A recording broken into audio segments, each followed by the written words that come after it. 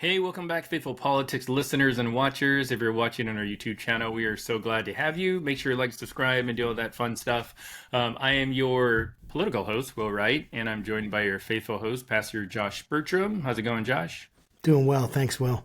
And today we are honored to have with us former Ohio Governor John Kasich. And he's joining us to discuss his new book, Heaven Help Us, which highlights how faith communities are bringing hope and change to struggling neighborhoods. And we're hoping to kind of dig into this, learn more about the stories that people are sharing. And we were just so happy to have you with us, Governor.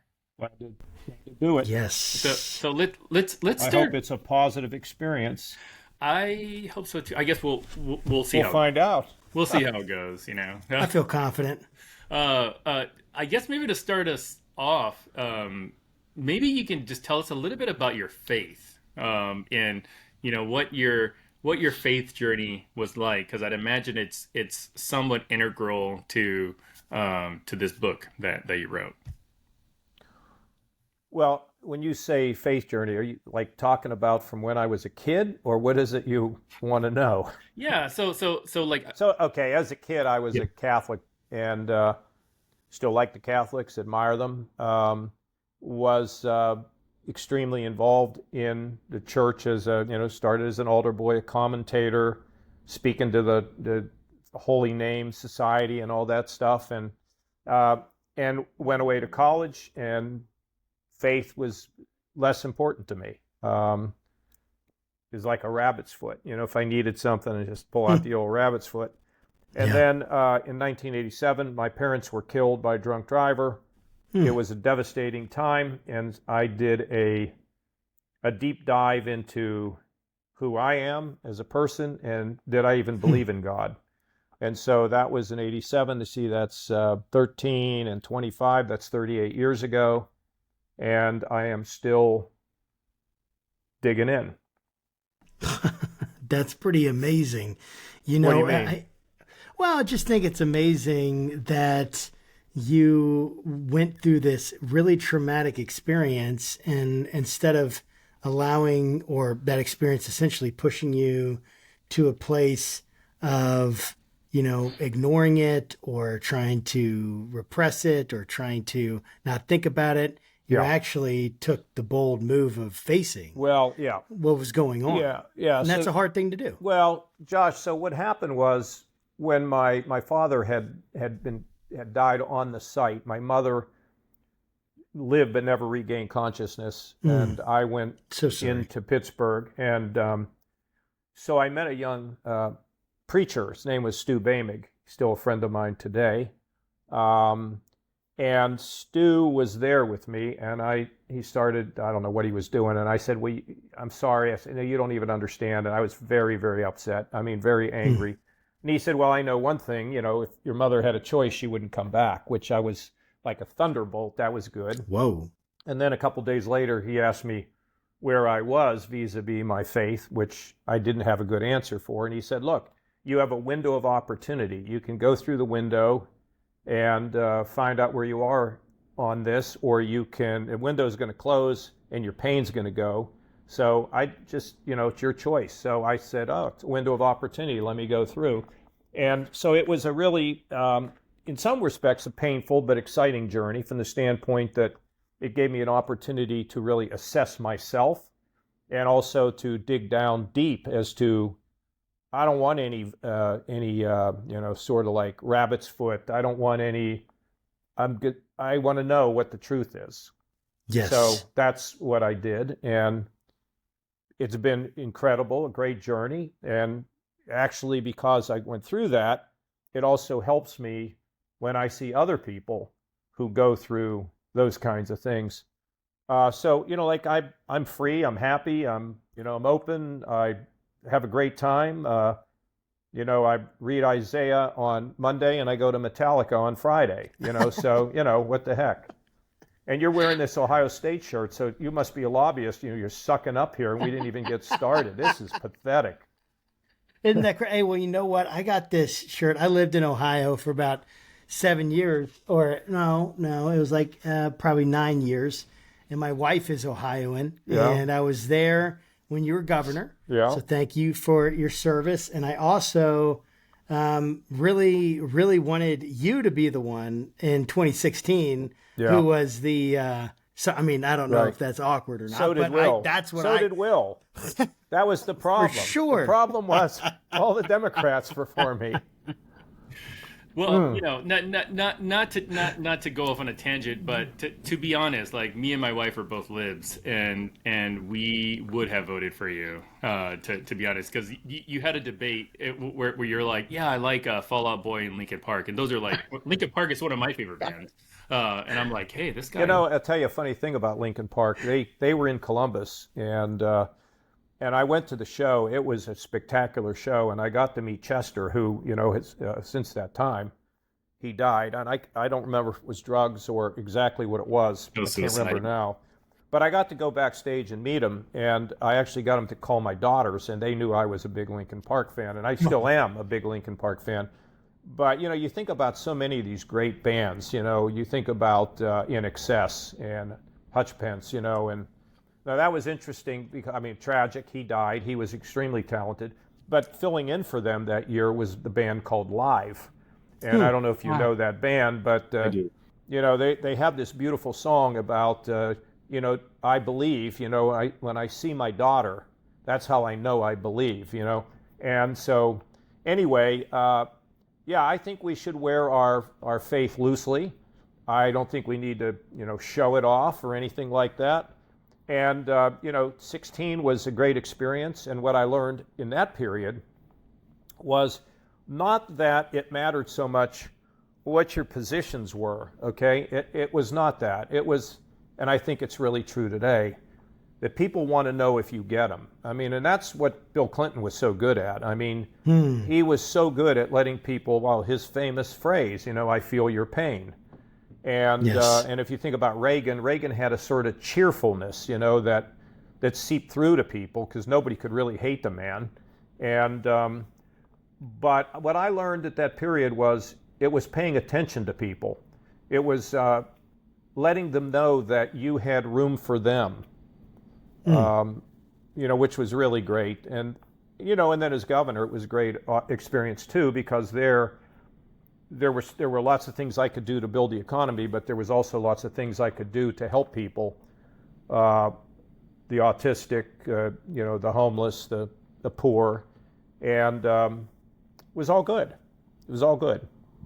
Yeah, I really I really actually enjoy hearing about that. I mean, oh, and by the way, one more, Josh, just to interrupt. Please. You know, I was just reminded of it yesterday. I was in D.C. and I had to go through the metal detector and take my cell phone out. And then a week ago, I was at the BMV and I'm sitting there with 400 other people. And I'm reminded of Coldplay. I sweep the streets I used to own.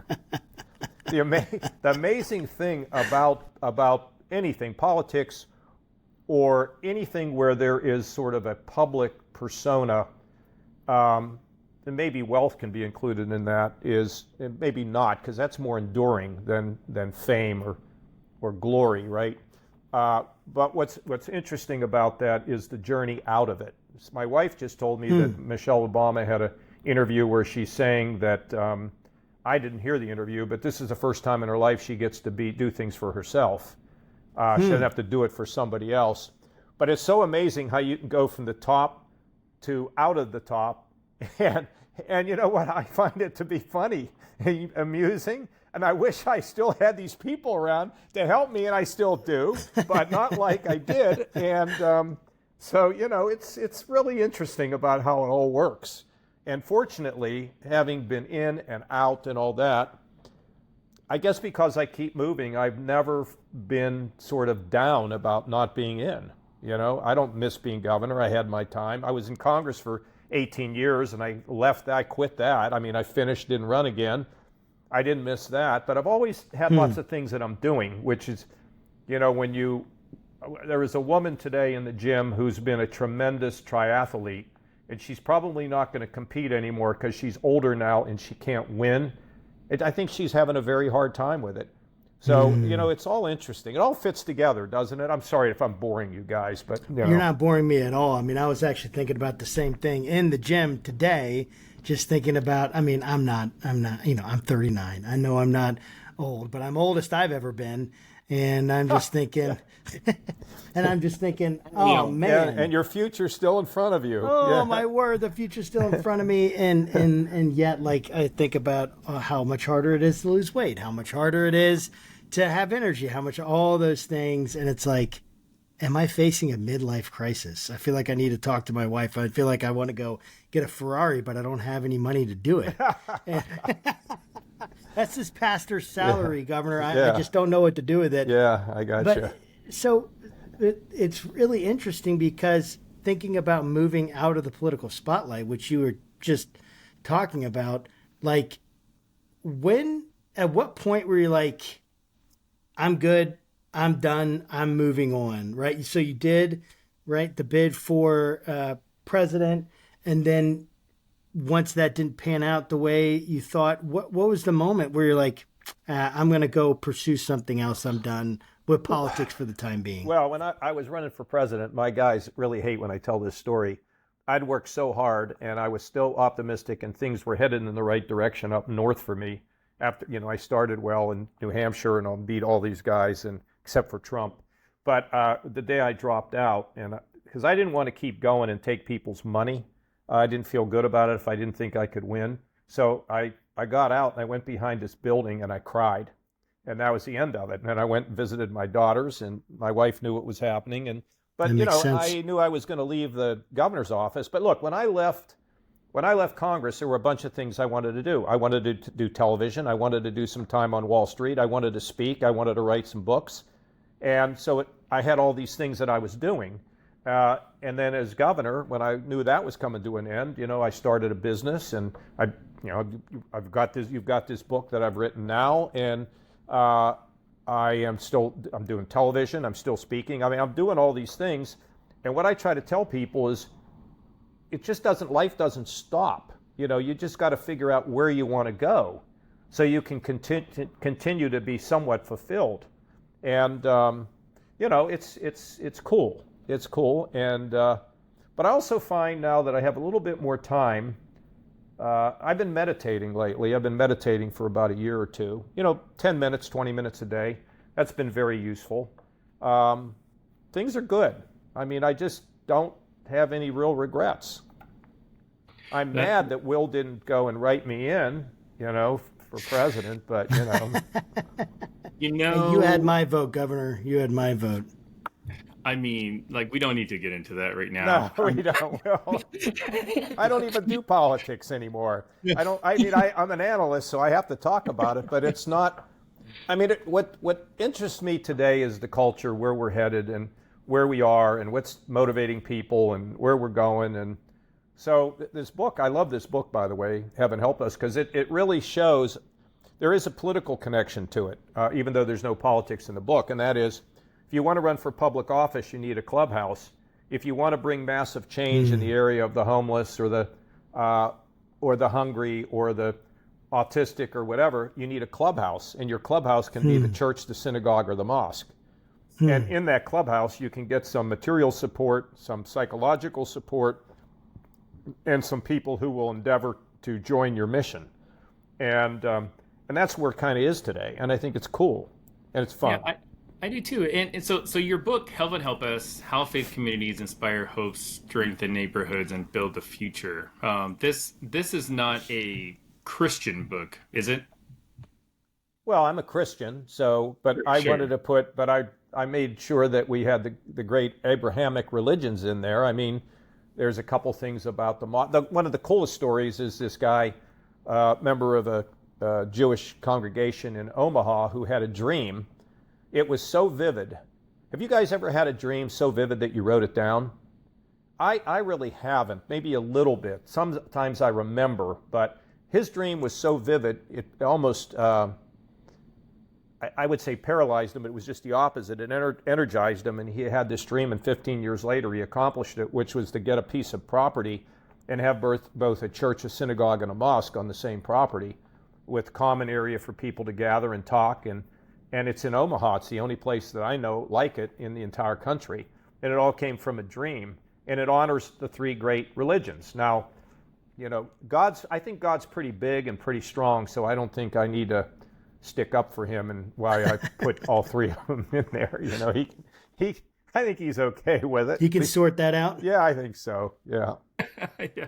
I'm curious about the origins of the book. I mean, there's probably a moment, you know, of reflection for you where you felt a need to produce this book. So kind of walk us through, like, well, and look, first of all, it's my second faith book. My first one was called Every Other Monday, and it's a story about. I actually sent it to a number of theologians to read years later, and I thought, and they all told me they thought when they got it, it was going to be really kind of silly. But they all said, boy, it was a powerful book. And some people actually got it out to their parishioners or whatever. What happened was Russell Moore, who is a great guy, maybe you guys have had him. You've had, a great Tremper Longman. But Russell was telling me during COVID that the pastors were being pounded on to do politics in the pulpit. And I thought, if you want to be a politician, then take your collar off. And if you want to be a preacher, then go to seminary, right? So I thought, okay, I'll gather these theologians together, including, by the way, N.T. Wright, believe it or not. And so awesome. Oz Guinness, some others, Gail Beebe from Westmont, Tremper, Russell didn't really participate, but he knew about it. So make a long story short, I was going to try to get a statement that pastors could hang behind, and we couldn't even get the first two words together. So one of my friends said, why don't you just write a book? And then I wanted to write about these institutions, letting people know that, hey, there's positive in all of it, and it's really cool. It's not like how many times you blessed yourself or whatever. It's like, hey, you get in there and go solve problems. That's really cool. And one thing I love about it is that there's a couple options that people have when they are looking at the issues in our world, right? They can kind of take the approach where they're going to bury their head, right? Like the ostrich, not really paying attention to it, or they can just get overwhelmed with despair, or they can make a difference, which it sounds like the people that you're highlighting are doing that. And you want to have been and want to continue to be in that category of people that are going to do something.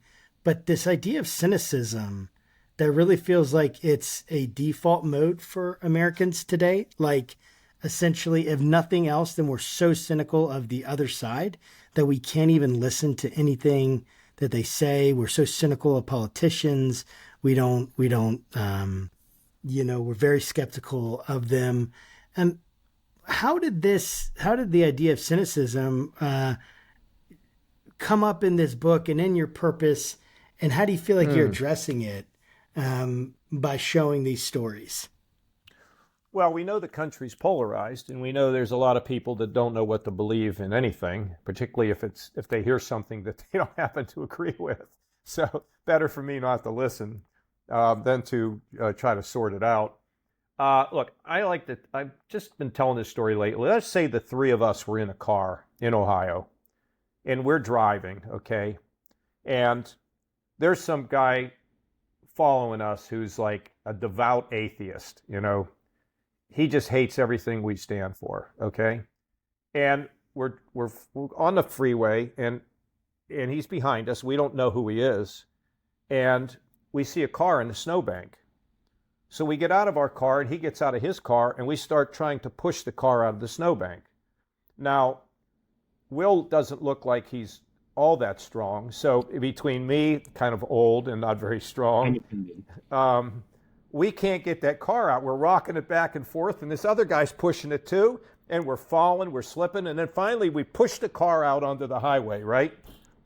And we high-five one another, and we get to know this guy. And we don't really care what he thought. We know that he was a good guy helping us out, and so we decided, okay, let's go have a beer. And all of a sudden, we're starting as friends. And our differences are okay. It doesn't mean we have to hate one another because we just did something. So when people say, well, what can I do? hands off, I don't want to be at those things, and I'm like, okay, if you want to go to hands off, that's fine. Good for you. But what are you doing on Monday? And I just think it allows us to have, let me ask you guys this question. If the Secretary of State and your trash man went on vacation, who would you miss more? So let's get into it. And when you're doing something that's really, that's sort of good, right? It's something good. You feel good about it. And so if people do good, it's going to break down walls and silos. And it may also get people to understand that religion is not, now, I was just talking to Tremper about this the other day and a couple of my other friends. God's not to be trifled with. I mean, we can be happy here and I'll talk about all the grace and everything, but there's an accountability that comes. And we better be just aware of it. God's not grandpa just patting us on the head. But I was asking them, do you think that the fact that people know in the end that there is an accounting, does that turn them off? And Tremper and my other two buddies said, no, I think it's just the opposite. Because when all you are is mush or this nice little happy talk, that's interesting. But when you know that there's something else to the story, that it's attractive. And isn't that, Josh, what we hear about churches today, which is, are they really, what's the meaning of them? And so I think I'm most interested in getting people to believe in God, to like Jesus, to understand who he is. And then we'll get to the other stuff later. But if we're selling the other stuff first, they ain't coming. Okay? But if we sell what these people can do in these churches, then we can get to the other stuff later, which is about all of our sinfulness. And that's all about, and what that's all about to me is that's all about, I think it was Dallas Willard that wrote, I never met, but I had a phone relationship with. He said that finding God, finding Jesus is like taking a plug and plugging it into the electricity of the wall. And when we sin, we're just unplugging, and we all do. I'm always unplugged, okay, because I'm an idiot, all right, to begin with. But secondly, I wonder sometimes that when I die and go to heaven, you know what the Father may say to me? He's going to say, do you know how much stuff you could have done, you moron, if you would have just listened to me and followed me? I mean, there's so many things I could have done with your life. But you unplugged. It was the opposite of Dylan. Dylan went electric, but then I unplugged, right? Yes. But I mean, if we tell people about the potential to be plugged into that power source, doesn't that give them meaning and hope in their lives? I love that, yeah. I think so. What do you think, Will? I think you are on to something that needs to be screamed from a rooftop. Because I think a lot of what you're saying, and you even alluded to it earlier. You didn't necessarily use these words, but I think the broad category of what you're alluding to is like we just really need to humanize people. Because I think, including different stories from different faith backgrounds in your book, I think is really important, and it's something I really appreciate it because I think that we oftentimes develop these narratives about people groups or, like political parties and then just assign this broad sweeping stereotype across them without actually getting to know them. And like, we could still disagree with them, but we should never dehumanize them, no matter what. And it's one of the things that I really love about this podcast. Cause like, right before this podcast, we were supposed to record an episode with the white nationalists. So, like they reached out to us and I'm like, hey, we're going to talk to you and we're going to treat you civilly and I'm going to treat you as if like you're a son or daughter of God. I don't care what you believe, and I just think we need to do more of that. And I'd love for you to maybe talk a little bit more about the human stories in your book. You had already talked about one. I'd love for you to just kind of talk about another one, of impact that's being made in people's communities. Well, I just got a note here from Lisa Liberatore. She's a lady in Long Island who has an autistic son aging out, worried about where he's going to go. And I find that this is a very big deal in the community of those who have sons and daughters who are autistic, like what happens to them. So she ended up working with her church and other churches, and they created these group homes in Long Island. What's interesting is that I was doing an interview with CBN, and the sound man is from my hometown here, Westerville. And I was telling a story of a woman who has an autistic son, and she's freaked out about what's going to happen to him. And I asked her, so I told the story and didn't give her name, and he contacts me afterwards. He said, if you give me the lady's name, I have an autistic son, maybe we can work together to get something done. Did we ever follow up on that, Chevy? Oh. Remember Melissa and the man with CBN? Yeah. We did it. We connected them? Okay, I'd like to know where that is. So, but that's a cool story, awesome. right? I mean, those are two people now that, because I don't know that we have any group homes out here for the autistic. Well, And so there's a case where, and there's another one. Well, you know, there's a story in here about the foster care business or the situation where it's dark and it's dank, and over in Portland, Oregon, where they say God doesn't exist. And I find out there's more good stories out of Portland, Oregon than anywhere else. Anyway. Bible Project is based out of there. Yeah, I think he's alive and well out there. Well, anyway, so they went and they just spruced up the whole issue of the foster care operation, treated the employees well. They've connected, and I just got an email from one of the guys involved. He's in Kentucky, because I told him, go to Kentucky. I know the former governor, and now I know the current governor, and I think we could do something to combine the faith with the secular, and we can, I mean, it could be good. So, and then there's another story in there, of course, about the murder in the church in Charleston. And that's all about forgiveness and how hard forgiveness can be and how it waxes and wanes. But I put it in there because we all need forgiveness, don't we? I know I need a lot of forgiveness, and I need to give forgiveness. And it's not easy to do, but it's the right thing to do. So I don't know. A lot of good stories. It's good. It's fun. It's great. Some great stories in here. How about the guy? He's a friend of mine, and you should get him on the air. He is Hal Donaldson, a Convoy of Hope. Have you had him? He's feeding 571,000 people every day around the world.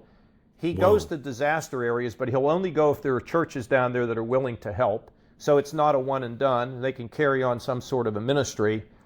He went from nothing, living, on food stamps and all that in a trailer park as a young man, to where he's now feeding 500,000 people It's amazing. a day. So, I mean, the danger with putting Hal in the book is that people read that and go, well, I can't do that, forget it. This is way above me, But there's also ones in there that are not that difficult, like the literacy kid. Right. Man, he's a great guy, by the way. He's got Steph Curry doing an intro on his video. And I think he was hitting a deep three while he was recording the video. And make a long story short, it's very cool. It's great. I hope people will read it and get inspired and do something. Figure out what it is. So this brings up in my mind. So especially in light, and not to get too political, although this is faithful politics, so we get pretty political. Yeah, don't worry. I will not answer it if I don't like the question or the comments.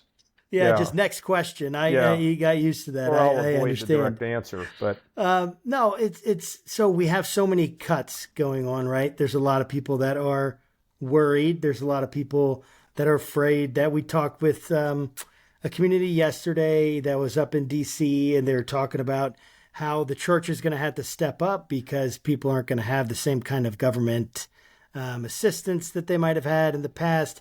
And I just would love to hear your thoughts on that. And do you think that that is true? And like that churches and worship, places of worship are going to have to step up more? And should they be doing this anyway? Well, maybe they should. What do you think? I mean, well, what do you think? You're the pastor. What are you asking me for? I just show up and listen to you. I mean, I do think they should, yeah. Yeah, you're going to have to step up and do more things like food banks and things like that.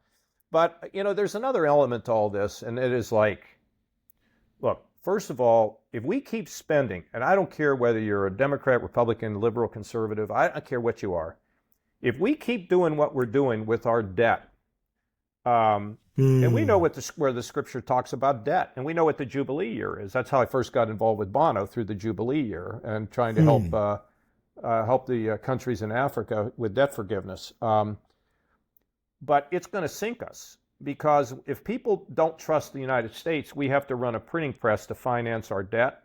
And when we do that, it's going to dramatically hurt the value of everything we work for.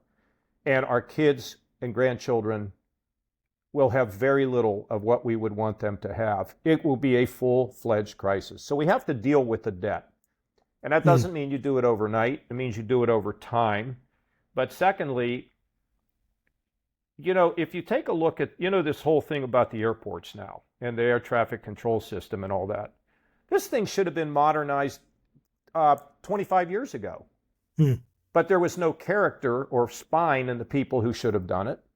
That's one of the problems with politics. It's like, I don't want to do anything because that might get me in trouble and somebody might not like me and, all that kind of crap. And that's, and they're treated like, you think the Cardinals are treated well at the conclave. You ought to be a United States senator. People gather, and of course, then the minute you walk out, no one cares who you are. But people forget that, and they want to stay there because it's so nice. But a large part of these issues are reforming. It's not necessarily, for example, in our tax code, we ought to have something that encourages people to get long-term care insurance. We don't have anything like that. It's minimal.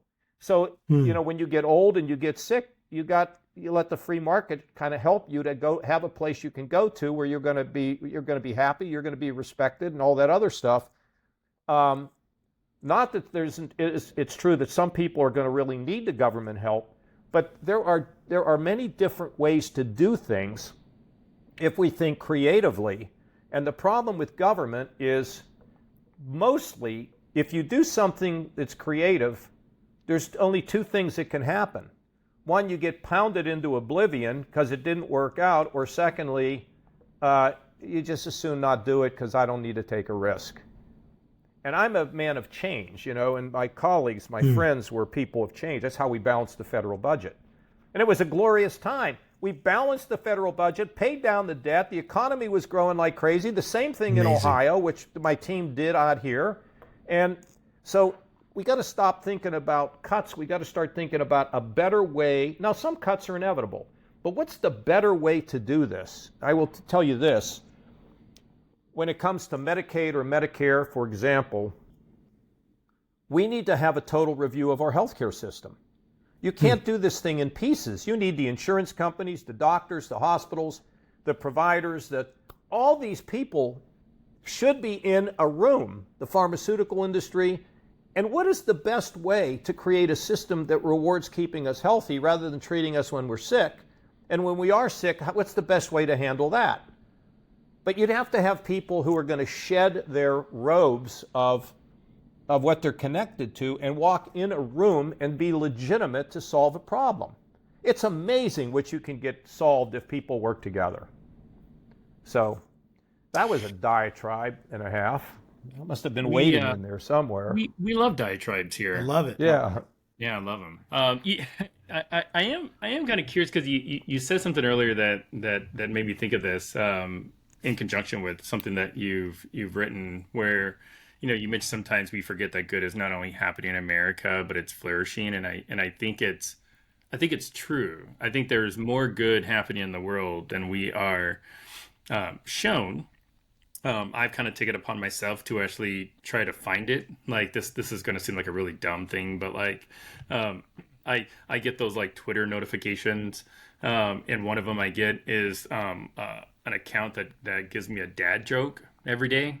Yeah. So I read a dad joke first thing, and I go and I tell my 11 and 9-year-old the dad joke, and they just kind of do this like, all right, dad, whatever, like, but for me, like, I get joy out of that because I like telling dad jokes. And but I know, that was kind of a dumb example. But No, like, it's not. By the way, you know who the smartest man in the Bible was?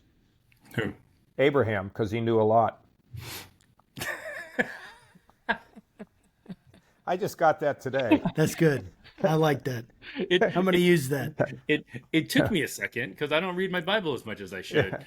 But I finally figured it out. But I am curious, like, why is it that like good stuff like that just doesn't break through? Boring. It's boring.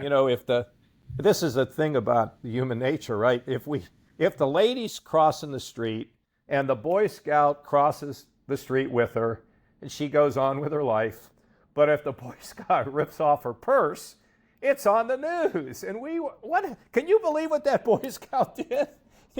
It's just human nature that we kind of, if we could, one lady once told me, she's an international reporter, she said, if you could make the middle interesting, I'm interested. Because the middle's kind of boring unless you can figure out how to spruce it up somehow, right? I mean, it's our kind of in some respects, our fallen nature. Bad news, we get attention. And remember, there are ways to package good news. If you ever watch golf, I mean, I'm sorry if you do, okay? But if you watch golf and you see a major championship, or if you watch the World Series, or if you watch, like I'm watching the NBA right now, me and 4 other people, when they do these personal stories of people who persevere, like this gymnast, what's her name, the great gymnast who couldn't compete. She had, what was it called, I forget what they call it, where she couldn't figure out where she was in the air, Simone Biles, and how she's come back and won a gold medal. That's a good story, but it's packaged right. We got to package more good stories. They need to have an edge to them. If you read this book and that first chapter on the shootings in Charleston, it ends up being a good story, but it's not easy, right? I mean, it tells it in such a way that maybe that's not the best example, but I just think there's a way in which you can package good things and people will. Tell me what you guys think about that. Yeah, I mean, I think that, I just think about the gospel, right? Which is, the word means new, right? Good news. And I think about how Jesus came and, the way that he packaged it was the freedom from the things that have been holding people down and the oppression. And, I think that there is a way that we can package it. Yeah, we can bring that out and communicate that. And, I think it's an amazing. Also interesting, wasn't it? I mean, the story of John the Baptist, right, who's sitting in a prison saying, "Who are you?" It's so interesting to me. And Jesus doesn't quite answer it. No, he doesn't. The lame walk, the blind see, the poor eat, blah, blah, blah, whatever, however he says all that. But there's sort of an edge to it, in a way. Do you understand what I'm saying? I may not be communicating this right. I just think good news can sell if it's described in the right way. And by the way, when we talk, just back for just a second to Charleston, because this story is just so stuck in my mind, and I would love to meet those people down there someday. But it hasn't been easy for them to go through forgiveness. If you read the book, we forgive, we celebrate that, and then we realize overall, did we do the right thing? And the good news story is forgiveness can set us free. And I think we all have people or things that we don't forgive in some way or another, don't we? I have. Yes. I have some. That I really need to get on it. I need to do better. Yes.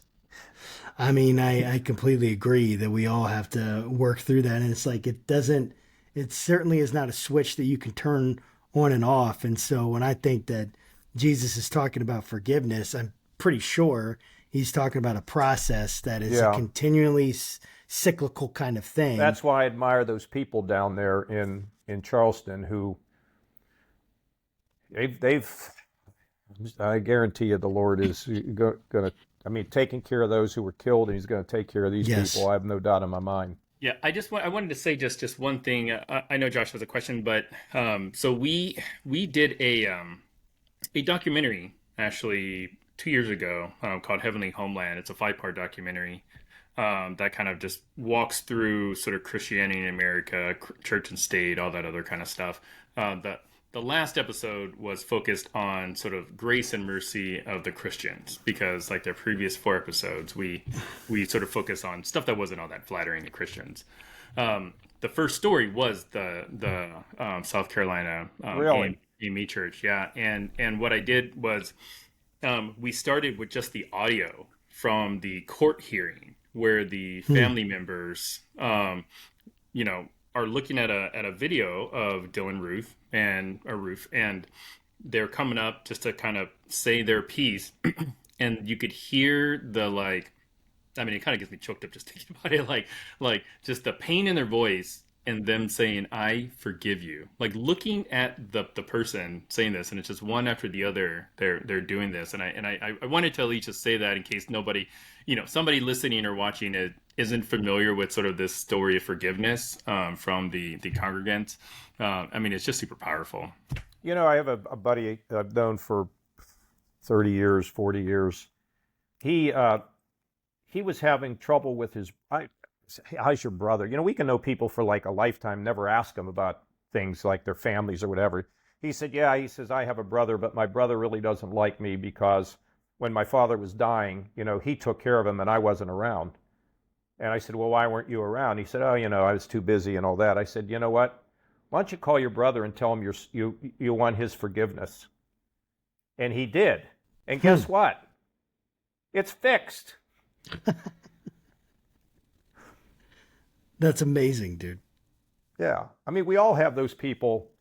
It doesn't mean we have to forget, but we have to forgive. Right. Right? We don't have to forget. Is that right, Josh? I mean, we have to just I would forgive. say, wish them no harm, I don't know if we can't forget. And I actually think probably that process of forgiveness is the only way that you could actually get to a place where even like that emotional memory that you have of the pain or whatever is not going to be there. So in that sense of the forgetfulness, you would hope that at some point, and depending on what happens to someone, I mean, you may never get there. I don't know. I mean, it's a tough thing to forgive. And I think that God is looking at our heart to understand, like, are we going to continue to push forward into that, understanding, right, that kind of radical forgiveness is a model of what God did for us. And it's like there's this amazing idea that we are ordinary people capable of extraordinary things. Like think about this the story of the church in Charleston, where they were ordinary people put into a very extraordinary situation in which now their faith, their ability to forgive, their willingness to even start to jump into that or even move into that is severely tested. And it's a sign to me, and another, just more evidence to me about how we can access some pretty extraordinary things inside. Even if we are feeling maybe purposeless, or we don't have, a big stage or whatever it is, the opportunities we're going to be presented give us a way to turn that into something extraordinary. And like going through this and seeing all these stories and hearing them and working through them, like, have you seen any patterns on how ordinary people respond to these extraordinary situations and get them, like, basically are able to accomplish amazing things when they probably never had in their mind? Well, one thing that strikes me about this is just think about how grounded they were in their belief in God and in Jesus. I mean, if they had started as just, kind of people that kind of wandered through religion or whatever, or never even had any, think about how they had to have had this so embedded in them to even have that kind of reaction, which is really excuse me, when you think about it, I mean, that church functioned like incredible, right? And a lot of it is true with the Tree of Life at the very end of the book, and how the outpouring of people of different faiths from around the world responded to that slaughter. Those two stories just I know they're well known, and there'd be some argument as to why they're in there, but they were so stuck in my head, both of them, that it was hard for me to let it go. But then that's that question of faith, and I was just talking to some people about this the other day. Faith, I think it's a gift, but it's like having a physique. I agree. If you don't go to the gym and exercise it, you can lose your muscles or whatever you have. I think the same thing is true with faith. If you don't exercise it somehow, you can lose your faith. But I think it's also a gift. Some people just have faith. It's remarkable. What a gift, right? It is so true. I know this pastor who literally has so much faith. This is Pastor Mark. I know you know him, Josh. This guy will literally just be at the gas station filling up his car and then like bring somebody to Christ.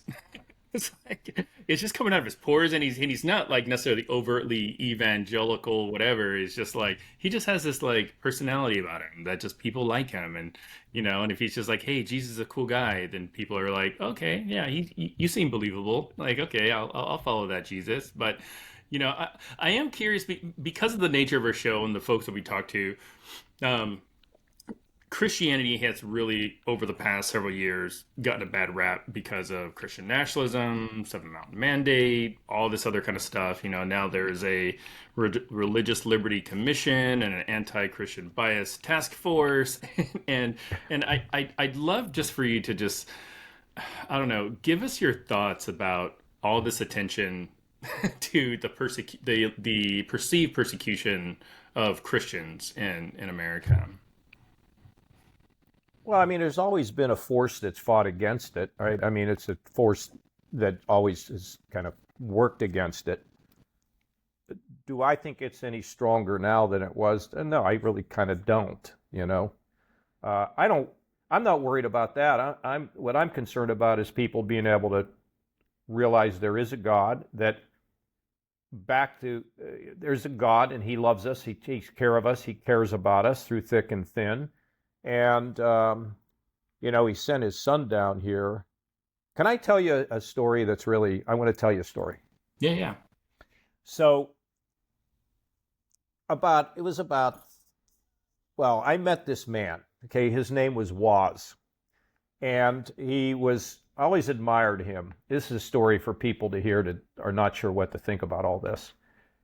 He would be in the gym. I met him when he was probably 77, something like that. Very fit, good golfer, the whole thing. And he told me one day that he got cancer, which is really depressing to me because I admired him so much, and that he was really struggling, okay? And that during his treatment, my wife and I would visited him in this home one time where he was in rehab and everything. So this guy was, okay? So one day I was thinking, I would really like Jesus to be more personified for me. You hear about Jesus, right? And you hear the stories, but tell me more about Jesus as a person. So I called this friend of mine and I asked him this. It was a Saturday morning, like 3 months ago. He says, well, listen, think about this. This guy, Jesus, he comes down here, he sheds all of his divinity. And he doesn't have to, but he does. And he comes down here and he's, berated, abused, spit upon, murdered. He says, and John, he did all that for you and me so that we could have a way home. And I said, that's pretty good. That's pretty good. I like that. So every Saturday I go walking with a pal of mine. And he was questioning all this, and I was telling him about this situation with Jesus and how he is. And we're walking up this path. The weather's horrible. It's sleeting. It's hailing. It's raining. We have umbrellas. It's just nasty. Now, I called Woz about 2 or 3 months ago, and I said, Woz, it was about 2 months ago, 3 months ago. I said, Woz, how are you doing? Because the people in the gym knew Woz, but they never called him or anything. And so I was like the person to tell how he was doing. So he answers the phone, and he says, Johnny, we're at the end of the road. There's nothing more that we can do. I am dying. And by the way, I am in hospice. There's nothing else that can be done. And he hangs up because there were nurses there. I have no idea where he lives. I have no idea what his wife is or what her name is. I have no idea how to get a hold of her. Okay, so I'm like lost. What am I supposed to do? So I'm on this path and I'm walking. And I get to this crossroads in this one-horse town. On the left side of the crosswalk is a cemetery. On the right side is a playground. And as we're walking through the crosswalk, here comes this truck coming at us like really fast. And it stops. And normally I would kind of like maybe wave, or maybe even with one finger I might wave, whatever. Or I would just ignore and keep walking on. If something told me I needed to walk around that truck and thank that driver. So I go around and I get to the driver's side and the window comes down. And the guy looks at me and he says, Hi, John, do you know me? I said, No, I don't know you. He said, I'm Woz's son. What?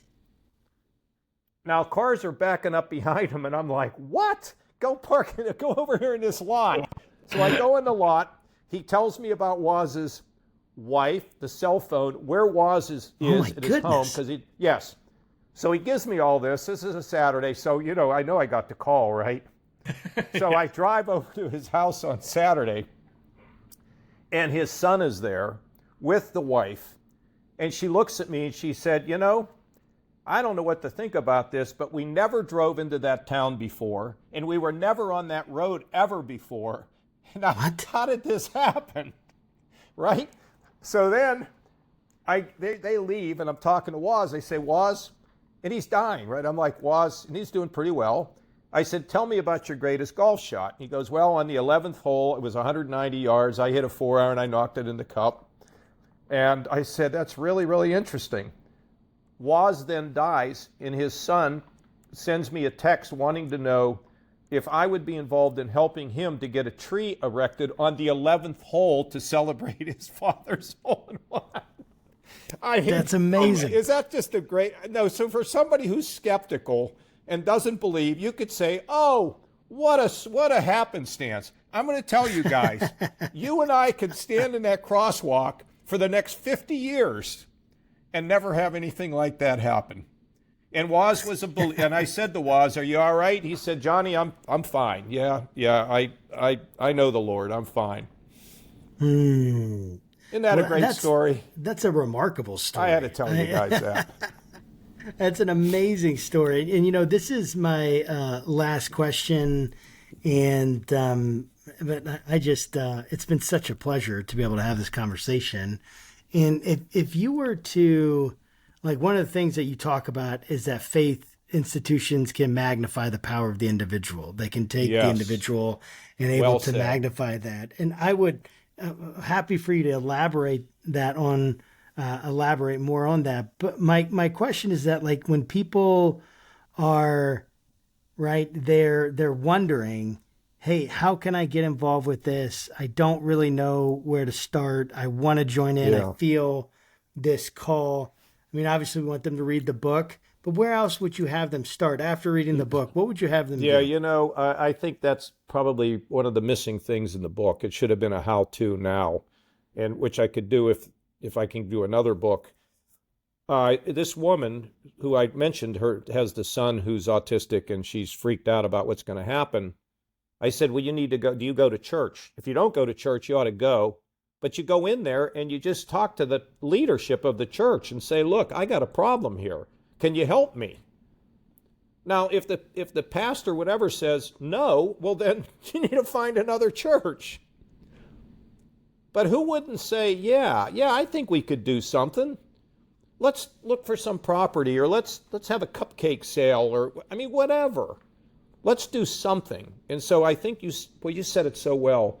The institution magnifies the efforts of individuals to do good things. I think that's really right. And think about how much, one of the greatest problems in the world today, my wife has a little ministry, she doesn't call it that, but she visits her olds. These are people who are lonely. Think if every church had somebody go and visit somebody who was lonely. Yeah. I mean, it's just simple stuff that makes us feel good too. So anyway, I've enjoyed you guys. Did you think this was the way this was going to go? I think Will was ready to fire a couple questions at me, but it went. I absolutely love this. Like former military guy, I had to change up tactics. I had a whole laundry list of very rigid, structured interview questions, but clearly you are a master at debating and having conversations, and we really enjoyed just having you. Oh yeah, it's been unbelievable. Thank you so much. Well, I hope you guys keep going because we need you, right? Thank you. We need you to get your voice out there and let people know that it's safe to go into the water. It's safe to go. Exactly, but you might want to just look first. Well, and then there's Jaws, okay? Yes, there is Jaws. Right? Yes. All right, guys, thanks so much. Hey, well, thank you, and let people know we about the appreciate book, it. would you? Maybe it'll spark some real change. Absolutely. We're going to let people know about the book. And to our listeners and viewers, this has been former Ohio Governor John Kasich, and talking about his latest book, Heaven Help Us. And we just appreciate you coming on, John. So thank you so much. Yes, Governor. thank you, guys. All right. God bless. See ya. God bless. Thank you.